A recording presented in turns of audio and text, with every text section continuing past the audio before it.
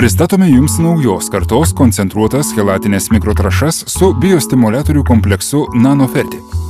Šiandien niekam pasaulyje nebekelia abejonių tai, kaip svarbu tręšti augalus mikroelementais, kurių trūksta dirvoje. Mikroelementai, kaip vitaminai, užtikrina svarbiausius organizmų medžiagų apykaitos procesus. Be jų neįmanoma fotosintezė, ląstelėse nebegali vykti baltymų ir cukrų sintezės procesai, kai trūksta mikroelementų, nebeveikia fermentai, nutrūksta oksidacijos procesai, augalai nustoja vystytis ir žūva. Atrankinė dirvožemio analizė rodo, kad ilgainiui eksploatuojant žemės ūkio naudmenas, kai kurių gyvybiškai svarbių mikroelementų koncentracijose sumažėja 10 kartų. Tokiomis sąlygomis tradicinių mikrotrąšų veiksmingumas yra daug kartų mažesnis. Charkovo mokslininkai atkreipė dėmesį į šias problemas. Jie sukūrė ir užpatentavo naujos kartos trąšų preparato gamybos būdą. Mikrotrąšų Nanoferti gamybos technologijos pagrindas yra rotorinio pulsacinio poveikio hidrodinaminė kavitacija, kuriai vykstant be tiesioginio mechaninio kontakto, smulkintuvo kavitacinėme lauke aktyviai veikiant sprogiems mikroburbulams, apdorojamos medžiagos smulkinamos, tirpinamos ir maišomos. Tai sudarė sąlygas ypač pagerinti produkcijos kokybę ir turėjo teigiamo poveikio nustatant jos kainas.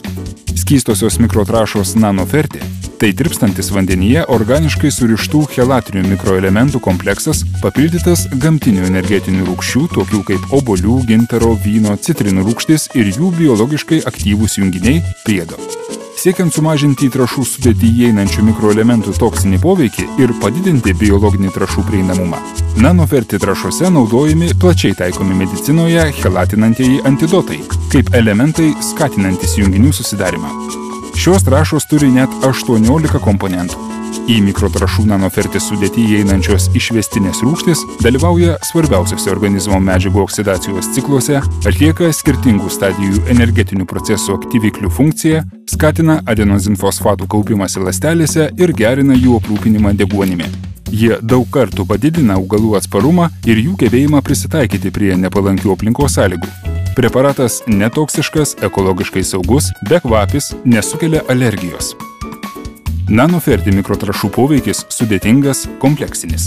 Šios trąšos didina sėklų dygimo energiją ir daigumą, greitina šaknų susidarimą, didina atsparumą nepalankiems aplinkos veiksniams, peršalimui, perkaitimui, šviesos ir drėgmės pertekliui ar trūkumui, optimizuoja fotosintezę, eliminuoja augalų chlorozę, stiprina imunitetą ir padidina atsparumą ligoms, padidina vitaminų ir cukrų koncentraciją vaisiuose, skatina kauptis javų glitimo baltymus, padidina aliejinių augalų riebalingumą, padidina dirvą nitrifikuojančių bakterijų produktyvumą ir atmosferinio azoto fiksaciją, padidina mikrotrąšų veiksmingumą, skatina maistinių medžiagų įsisavinimą, skatina žydėjimo ir augalų brendimo intensyvumą, pagreitina ląstelės viduje vykstančius nitratų virtimo lengvais įsisavinamais amino komponentais ir amino rūgštimis procesus, padidina grūdų skaičių varpoje, ankštyje, burbuolėje, graiže, statistiškai patikimai padidina žemės ūkio kultūrų derlingumą, pagerina augalų bei vaisių skonio savybės ir padidina jų maistinę vertę.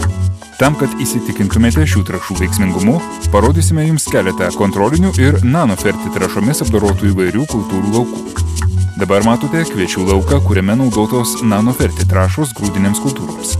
Kviečio varpa ilgesnė, grūdų skaičius joje didesnis, stiebų kviečio krūme net 15, o augalai 10–15 cm aukštesni nei lauke, kuriame nebuvo naudotos minėtos trąšos.